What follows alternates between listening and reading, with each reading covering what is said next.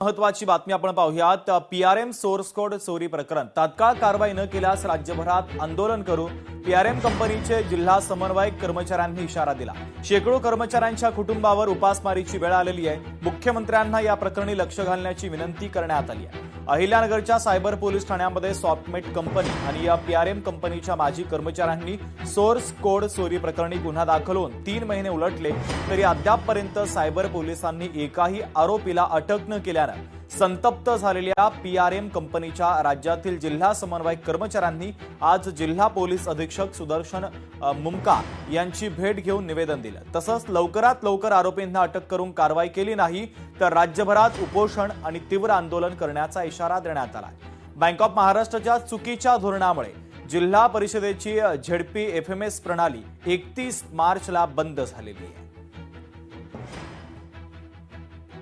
हा फक्त पुणे एकट्याचा प्रश्न नाही।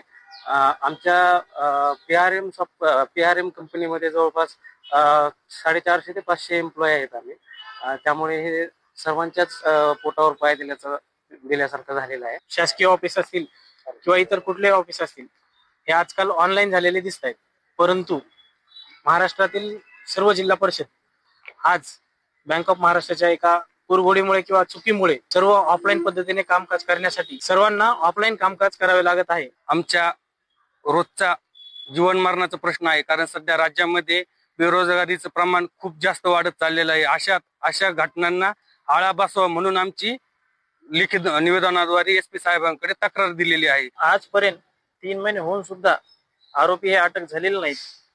तर मग याच्या संदर्भात आमच्या मनात एक शंका निर्माण होते की गुन्हेगार आणि पोलीस प्रशासन यांच्यात कुठं ना कुठं तरी काहीतरी धागेदोरे आहेत का। जे काही माझे कर्मचारी होते आणि जे सॉफ्टमेट कंपनी आहे त्यांनी जे सोर्स कोड चोरी केली आहेत त्यांच्यावर लवकरात लवकर कारवाई करावी आणि त्यांना लवकरात लवकर अटक करावी हे आमचं सगळ्यांचं विनंती आहे। संबंध महाराष्ट्रात जर तात्काळ जर या गुन्ह्याची कारवाई जर केली नाही तर आम्हाला कडक पावलं उचलून आम्हाला वेळोवेळी उपोषण करावं लागतील। मंत्रालय असेल तर मंत्रालयात जाऊन संबंधित अधिकाऱ्यांची चौकशी करावी अशी मागणी केली पाहिजे आम्ही। लोकशाही मराठी ऐका, पहा, जागरूक रहा।